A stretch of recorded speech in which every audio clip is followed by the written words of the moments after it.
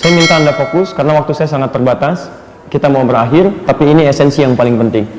Yang paling penting, jika potensi pengetahuan kita ingin dipercepat, bagaimana caranya? Ya, bagaimana caranya? Ini poinnya. Karena nanti apa yang selalu kita berikan, itu yang bisa kita hasilkan. Kan yang normal begitu kan? Antum jadi fisika kan begitu kan? Gaya gerak sama dengan gaya dorong kan? F1 sama dengan F2. Apa yang diberikan, itu yang didapatkan. Sama, antum pukul sebentar, kecil, keluarnya kecil. Pukul kencang, keluar responnya kencang juga.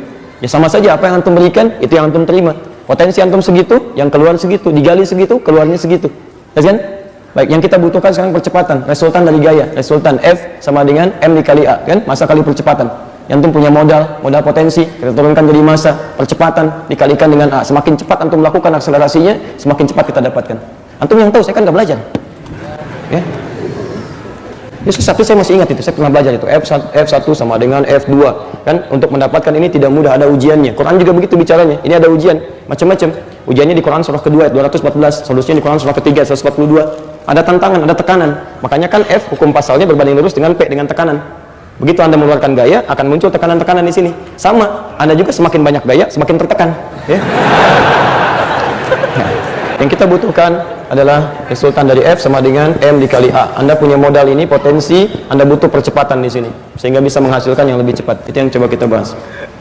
Ya, itu dosen Anda lah yang menafsirkannya, kalau saya tidak terlalu pandai tentang itu. Cuma sedikit lah ya. Kita lihat sini. Pertama, bismillah. Quran surah kedua ayat 282. Lihat ujung ayatnya.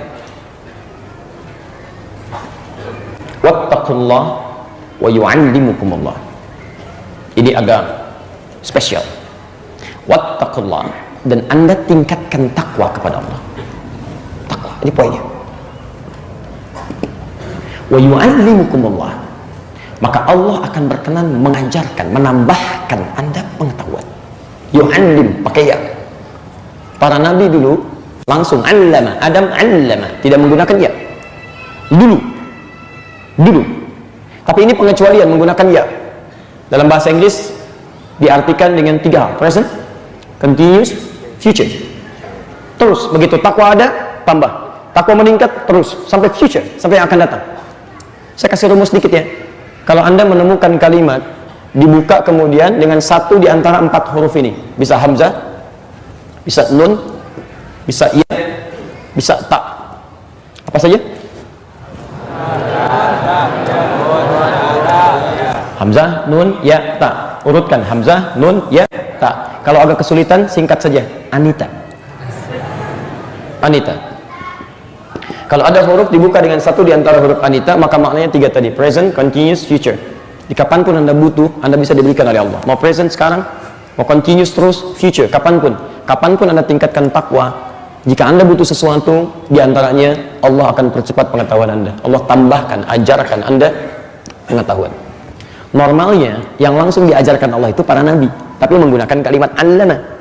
Orang-orang yang takwanya meningkat kepada Allah, nggak bisa dia menyerupai level nabi, tapi Allah akan mempercepat potensi pengetahuan dia untuk menambah pengetahuan dan pemahamannya. Kadang-kadang bisa ditemukan, Allahu Akbar, ada orang sudah 3 paragraf disampaikan, dia belum tahu juga mau kemana maksudnya, tapi orang ini baru 3 huruf sudah paham, oh maksudnya ke sini, maksudnya ke sini. Makanya hasil takwa itu berbeda dengan hasil orang yang belajar biasa.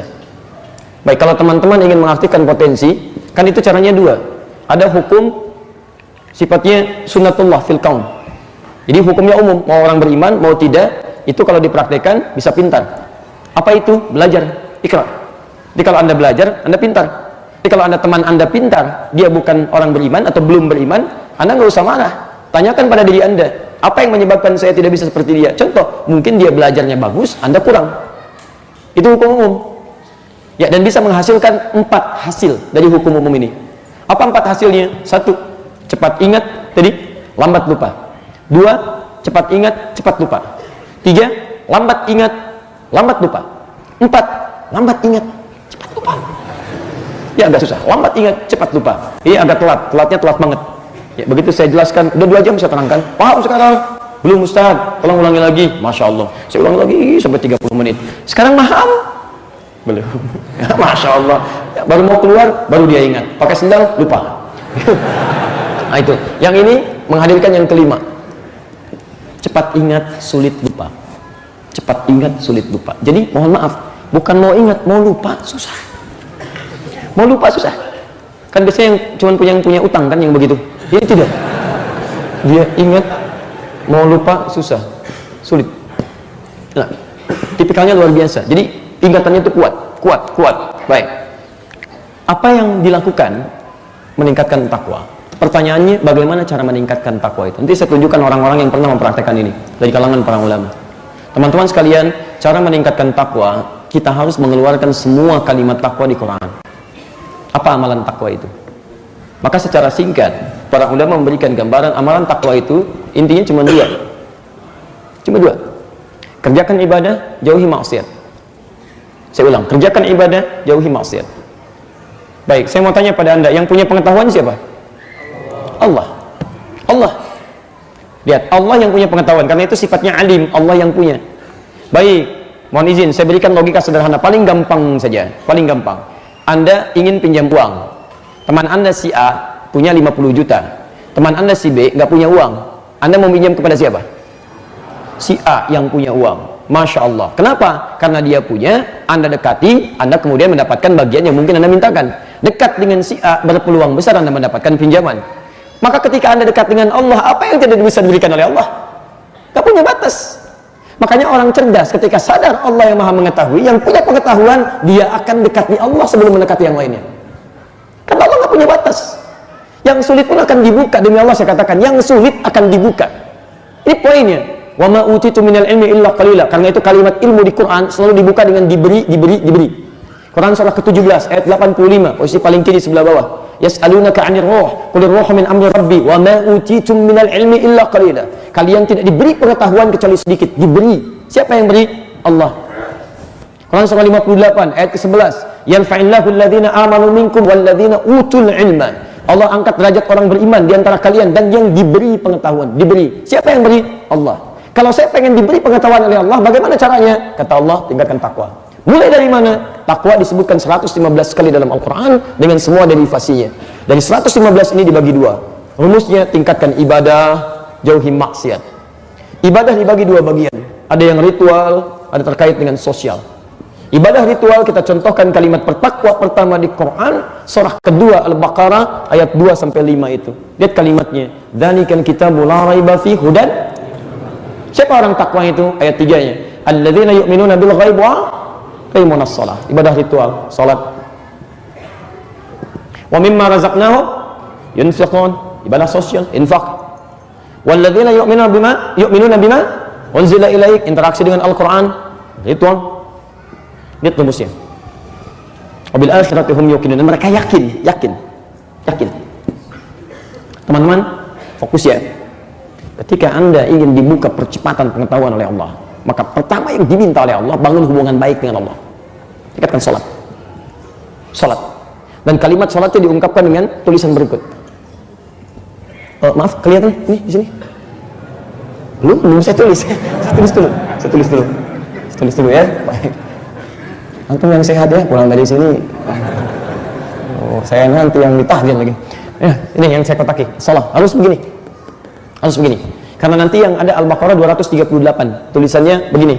Hamzah, lam, shad, lam, waw, alif, ta, begini. Al-Baqarah 238, posisi paling kanan sebelah atas. Hafidhu 'alas salawati was salatil wusta. Jagalah oleh Anda sekalian waktu-waktu salat, khususnya salat pertengahan. Kalau disebutkan begini secara cepat, ini bentuknya al-jam'ul mahdud, bentuk jamak tapi terbatas. Jamak itu banyak tidak? Banyak. Yang melebihi 1 dan 2 itu disebut jamak. 3 jamak bukan. 4 jamak bukan. 5 jamak bukan. Nah, ini kalau ada bentuk seperti ini menunjukkan bentuk jamak dengan terbatas. Ditafsirkan secara fikih maksudnya salat fardu. Karena salat fardu itu bentuknya jamak tapi dibatasi. Berapa rakaat?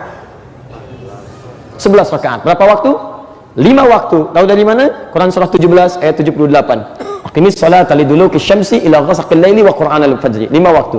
Ditekankan Quran surah 11 ayat 114. Aqimis salata tarafain nahar wa zulafan minal lail. Innal hasanati yudhibnas sayyi'at. 5 waktu. Ditafsirkan oleh Nabi disebutkan subuh, zuhur, asar, maghrib, isya. 5 waktu.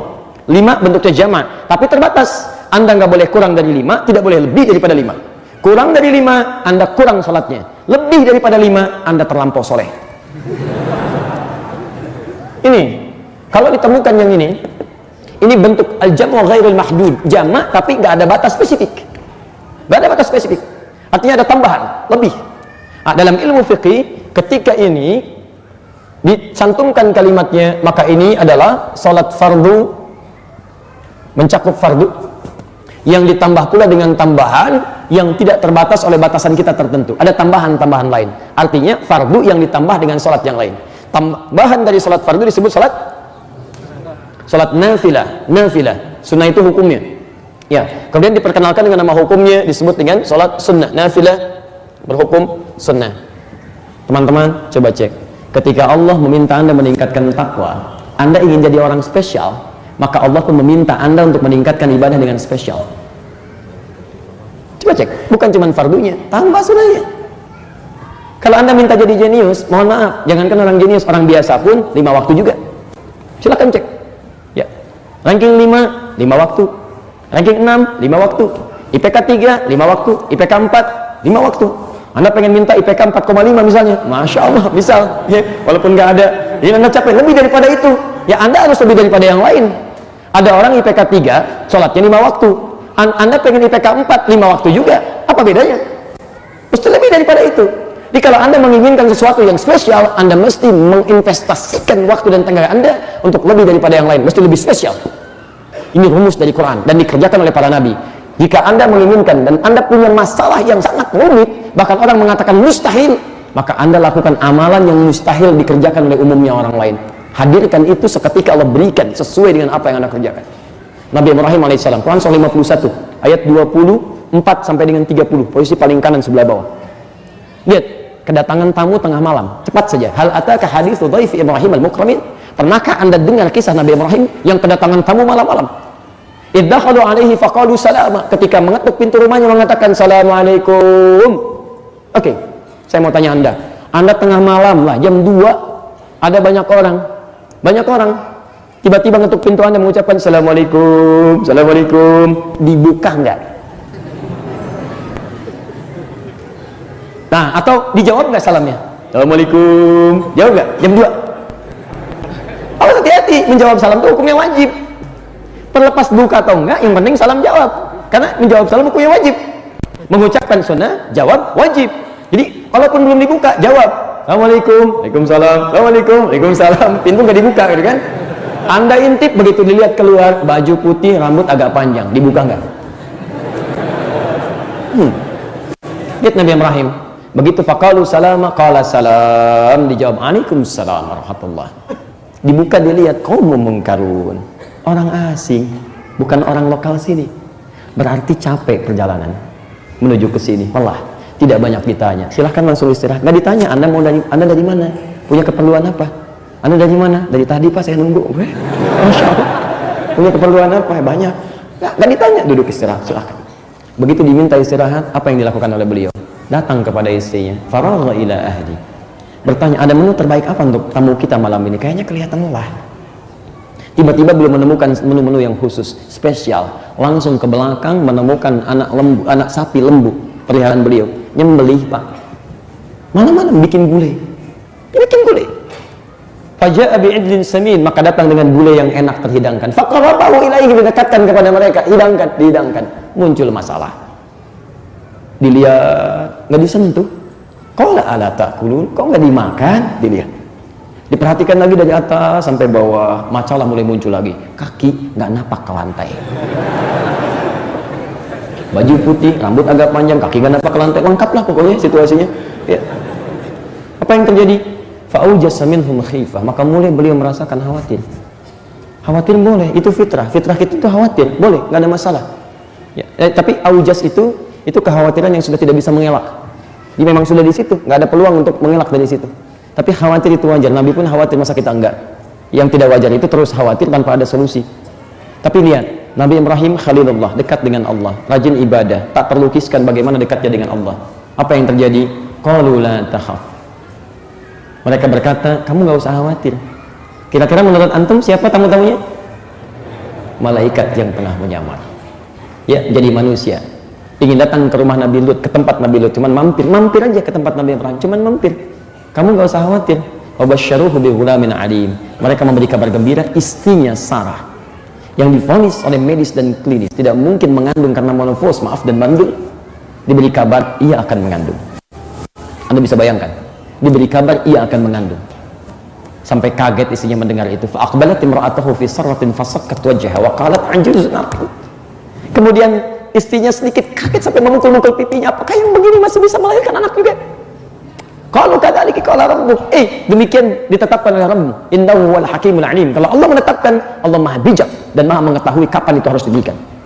Tapi yang ingin saya sampaikan, ketika Nabi Ibrahim melakukan perbuatan yang mungkin umumnya orang tidak mengerjakan itu, sampai malam-malam terima tamu, potong gulai dulu, hadirkan Masya Allah, diberikan kenikmatan, maka Allah pun memberikan anugerah dari itu, hal yang sulit dan mustahil dalam pandangan manusia. Lihat level amalnya, level amalnya ya. Jadi kalau antum terima tamu malam-malam, ada orang Assalamualaikum, Assalamualaikum, coba lihat dulu, barangkali ya baik, malaikat Israel yang datang ya, ya.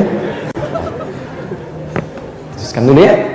Itu teman-teman, ditingkatkan, sholat tingkatkan, jangan cuma sholat fardu. Nah sekarang tugas antum menurunkan menu sholat sunnahnya. Baik, saya akan tambah sholat sunnahnya. Masya Allah, tambah. Begitu selesai sholat subuh langsung sholat sunnah. Masya Allah, Nabi aja enggak, antum tambah. Karena harus ada pengetahuan dulu.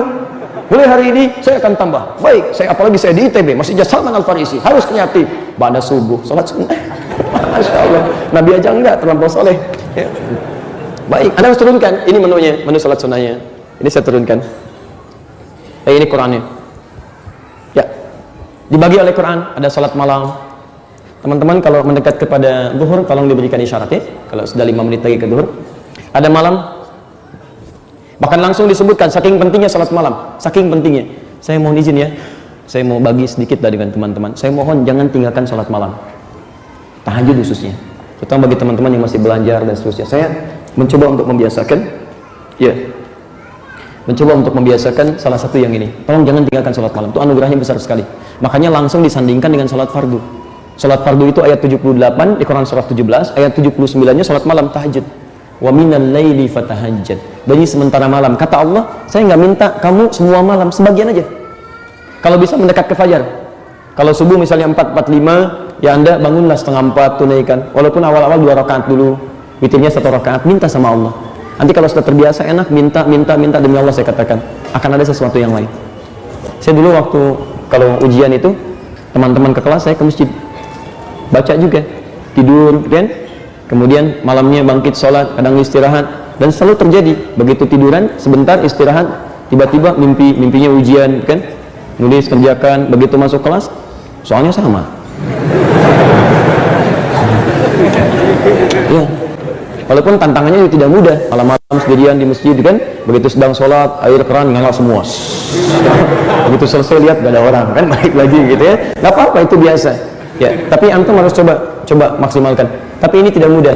Makanya kata Quran menggunakan tasydid. Fatahajjad, tak menunjuk pada serius.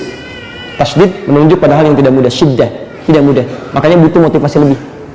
Jadi antum keluarkan menu tahajud malam ini. Antum tidur biasa 5 jam, 4:45 kurangi 5 jam. Ingin bangun setengah 4 kurangi 5 jam, bangun jam sekian. Bisa saya ingin bangun ya ancang-ancang jam 3. Siapkan. Kalau belum terbiasa, biasakan pasang alarm nggak apa-apa. Alarm misalnya 3 kali, 2.15, 2.30, 2.45. Nggak apa-apa. 2.15 untuk mematikan alarm di 2.30, 2.30 matikan alarm di 2.45. Setelah itu baru siap-siap lagi. Nggak ada masalah. Ya, antum masih mending sekarang alatnya banyak. Saya dulu saking nggak punyanya Pak. Saking nggak punyanya saya. Ke guru saya bertanya. Dulu masih ada Ustaz Abdul Rafiq, saya sampaikan, masih ada sekarang wajahnya bersih. Saya bilang, Ustaz, saya pengen tahajud, tapi saya nggak punya alarm. Saya nggak punya. Apa kata Ustaz saya? Mintalah pada yang punya alarm terbaik. Minta sama Allah. Allah pasti akan berikan. Luar biasa. Begitu kami praktekkan, yakin dengan Allah, saya pengen tahajud. Ya Allah, saya pengen tahajud. Saya minta ya Allah. Itu mulai kecil kita pengen tahajud. Teman-teman pasang alarm jam 3, alarm Allah membangunkan saya jam 2. Entah ada suara, ada macam-macam dan sebagainya. Dan alhamdulillah cukup baik. Ini saya pesan ini, tahajud tunaikan. Semua orang-orang hebat itu tahajud. Kemudian setelah itu sudah ada siang, ya rawatib 12 rakaat. Kemudian setelah itu salat mutlaknya, qabliyah asar ada 4 rakaat, qabliyah maghrib ada 2 rakaat, salat duhanya, kemudian salat syuruknya, salat wudunya, tahiyatul masjidnya. Coba antum keluarkan menunya. Setelah itu tingkatkan dan mohon kepada Allah. Rumusnya Ibnu Majah nomor hadis 925. Setiap selesai salat antum berdoa kepada Allah. Setidaknya Allah menambahkan pengetahuan kepada antum. Makanya doa nabinya, lihat doa nabinya. Allahumma inni as'aluka ilman nafi'ah wa rizqan thayyiban wa amalan mutaqabbala. Setiap selesai salat Nabi berdoa, ya Allah, mohon anugerahkan hamba pengetahuan yang bermanfaat. Pengetahuan dulu, rezeki terbaik dan amalan yang diterima. Anda orang salat fardu saja berdoa dikabulkan, masa Anda tambah dengan salat sunnah nggak dikasih? Setelah itu hafalkan Al-Quran. Saya mau tutup, hafalkan Al-Quran. Coba mulai menghafal. Nanti mungkin sesi berikutnya, mungkin di bulan depan, nanti saya coba kita simulasi metode menghafal Al-Quran dari Al-Quran. Ya, nanti saya perkenalkan, kalau nanti mushafnya jadi, mungkin bisa dibagikan, mudah-mudahan masing-masing dapat satu mushaf. Nanti kita belajar bagaimana Al-Quran mengajarkan Quran dihafal. Jadi bukan metode sendiri, ini ada yang unik. Semua penghafal Quran pasti akan mengalami fase ini, walaupun nanti bisa menemukan metode masing-masing. Kan antum pernah temukannya metode menghafal Quran semudah tersenyum, ada kan? Sudah senyum-senyum, nggak hafal-hafal misalnya kan? Yang salah bukan metodenya, antum yang salah ya, nggak serius menjalaninya. Tapi nanti temukan. Saya singkat, lihat orang hebat, Ibnu Sina, Al-Kindi, Al-Farabi, Al-Ghazali, Al-Khawarizmi, Al-Ghazali dan seterusnya. Ternyata mereka memulai dengan takwa dulu. Tingkatkan sholat, mereka menghafal Quran, 7 tahun sudah pada hafal Quran, baru di situ mereka belajar dan terjadilah akselerasi. Imam Al-Bukhari matanya buta bisa melihat lagi, bisa menghafal luar biasa. Imam Asy-Syafi'i bisa menghafal kitab Al-Muwatta dalam cuman tempo semalam saja, tebalnya segini dan seterusnya. Yang paling hebat, saya tutup, Asy-Syafi'i datang kepada gurunya Imam Waqi. Syakautu waqi'an an su'i hifdzi fa nasahani an atrukal ma'asi. Saya datang kepada Imam Waqi mengadukan masalah saya, buruknya hafalan saya. Buruknya Syafi'i jauh dari kita. Mungkin beliau beda titik, beda koma. Kata Imam Waqi, al-ilmu nurun wa nurullahi la yanzilu lil 'asi. Jauhi maksiat karena ilmu itu cahaya Allah dan cahaya Allah tidak akan diberikan pada pelaku maksiat. Karena itu saya mohon kepada Anda, nanti saya mau coba diskusi dengan teman-teman di kalangan dosen, bisa nggak kita buka kelas walaupun mungkin tidak formal untuk mengarah ke kurikulum ini. Kita pengen ada ilmuwan muslim, mungkin dimulai di tempat ini. Bukan cuma Anda lulus dari sini jadi seorang yang paham tentang sains, paham tentang teknologi, tapi kita butuh orang yang kuat dari nilai-nilai Quran. Kita bisa munculkan banyak ayat, kita bisa hadirkan, ada ini dan sebagainya. Saya nggak kasih bocoran sekarang, nanti kalau sudah ada kita turunkan. Ya, ada banyak hal yang bisa kita temukan di situ, karena belum banyak dikaji sekarang. Ayatnya bisa diturunkan dan seterusnya. Mungkin bisa kemudian kita capai itu semua. Ya, teman-teman, sebentar, paham? Jelas? Baik, saya ulang, jelas? Baik, antum mau tingkatkan takwa? Mau jauhi maksiat? Maka demi Allah mulai hari ini jauhi yang tidak baik. Jangan nyontek, jangan macam-macam, tinggalkan semua itu. Yakinkan kepada Allah, rajin ke masjid, belajar dengan baik. Yakin dengan Quran?